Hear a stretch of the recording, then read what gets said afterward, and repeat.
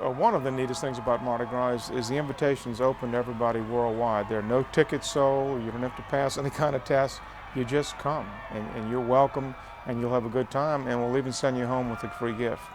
Mardi Gras really started out as an answer by the Catholic Church to pagan celebrations that some of the new converts couldn't seem to forget. So basically the church said, we're going to license a short period of time called the carnival season, end it with Mardi Gras, Fat Tuesday, the day to celebrate, but then we're going to make you pay for it with Ash Wednesday and Lent, 40 days of fasting after the feast you've just had. So that's how it began.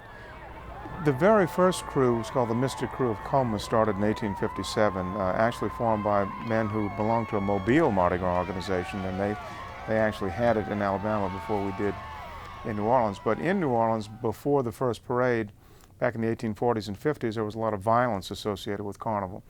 And the press called for an end to it, saying it was a pagan celebration. Formerly, these guys who got together to form our first secret parading organization really saved Mardi Gras and lent the form and substance to it we have today. They really created the model for a Mardi Gras parade. They would have a theme, costume maskers, floats, music, throws. One of the basic elements of Mardi Gras is that it's almost a spoof on European aristocracy. So you have royalty, you have a king, a queen, a court, maids and dukes, and with 60 different organizations that parade, they each have their own rules on how they're going to structure that. In some organizations, the king is actually drawn in a lottery from the entire membership. In others, it's simply bestowed on someone who's been a long-time member or maybe done a lot in the community. Being a king is about the highest honor you can have within a Mardi Gras organization and even within the city. So you want to make a big deal of it. In many cases, it's a one-time experience, and it's very competitive. You want to outdo last year's king and give next year's king something to shoot for. It's all in fun, you know, but in New Orleans, we take our fun very seriously, and there's nothing more serious than being a king of a Mardi Gras organization. Mardi Gras really is, at its best, moving theater. That's what these floats are. A good float will tell a story in and of itself, and the maskers are costumed in a manner that befits the title of that float and the theme of that parade. So the more spectacular the vehicle, the more attention focused on it. You have to remember, Mardi Gras parades are crowd participation events, so people are interested in what they're going to catch from that float, but the designer of the float wants their attention to be called to the artistic design of the float. In many parades, there are what's called signature floats, where the same float will appear every year, and it's become almost the emblem of that parade. But every parade has its own theme, and then each float carries out that theme. Crews with big budgets will have elaborate floats that may cost, you know, several $100,000 each. Other less affluent clubs will actually rent floats from a pool of rental floats. Before Louis Armstrong came home in 1949 to reign as king of the Zulu Parade, we had no celebrities in Mardi Gras, but he was still a New Orleanian who'd come home. In 1969, a group of men got together and started a new organization called Bacchus, with the biggest floats ever. And their contribution to Mardi Gras was they weren't going to have a king, they were going to have a god, and he would be portrayed by a Hollywood celebrity. And that was very, very foreign to anything that had ever happened in Mardi Gras. They chose Danny Kaye as their first king. Now we have several organizations that feature celebrities. Harry Connick Jr.'s parade, Orpheus, had Whoopi Goldberg and several other celebrities that appeared in the parade.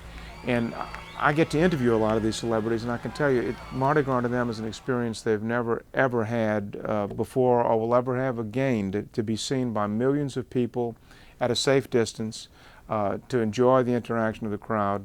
It's just an absolutely unforgettable experience for these people who think they've seen everything. They haven't seen it until they've seen Mardi Gras. There are more than 60 parading organizations in the metro area, and there are probably another 100 organizations that stage balls but do not parade. And they're all completely autonomous, so there can be different reasons for joining. But the main purpose of these groups, and they're all non-profit organizations by law, their purpose is to celebrate, simply to have fun. If you really study it, it makes absolutely no sense, particularly the parading groups. A typical rider may spend $750 dues for the privilege of belonging, then may spend another $1,000 on throws, free gifts we give to strangers, Then we tell that man or woman he's got to dress up in a mask and a costume so nobody can know who he is. Now, how much sense economically does that make? It makes none at all. Why do we do it? You know, some say we're crazy. I think we just enjoy playing Santa Claus, the gift-giving, the exchange. Mardi Gras appeals to everybody, but really it was conceived as a family-oriented attraction, and for the most part it is, other than in the French Quarter where it gets kind of raucous and raunchy.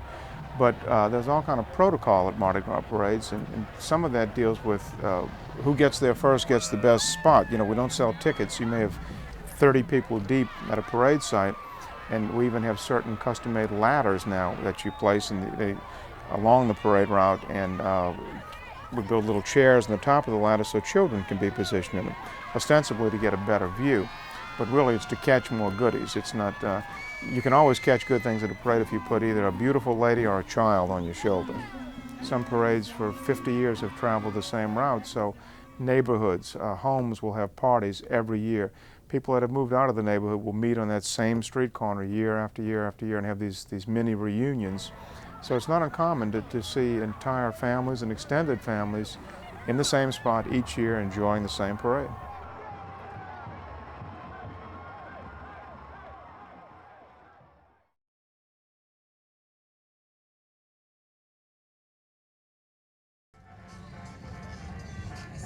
We got about 23 families this year. That's about 150 people.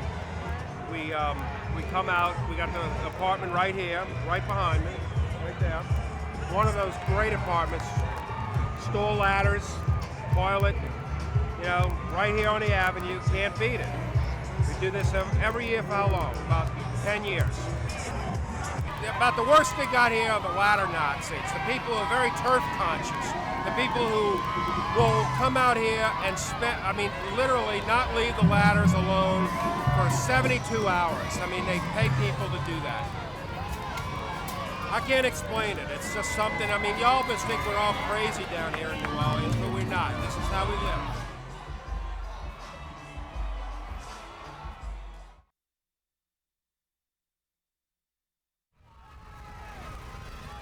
The whole custom of throwing really dates back to European Carnival when pieces of fruit and candy were distributed to the crowd from carriages.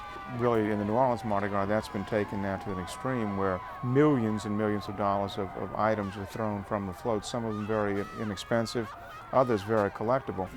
And it's the single element that turns New Orleans Mardi Gras parades into crowd participation events. You don't witness a Mardi Gras parade, you become part of it thanks to the throws. The beads, you gotta have the beads, you know. Look, after Mardi Gras, you won't even bend down to pick them up, but you'll fight somebody over them while you're jumping up and down. Careful with the big beads. Now, you don't want to get hit on the face a few times, otherwise you're going to be black and blue the next morning. Apparently, people will kill you for these beads. About down to my knees, and then I got some to the wrist. Irish. We got everything. Different colors, different sizes, everything. 20 balloons, something like that, maybe.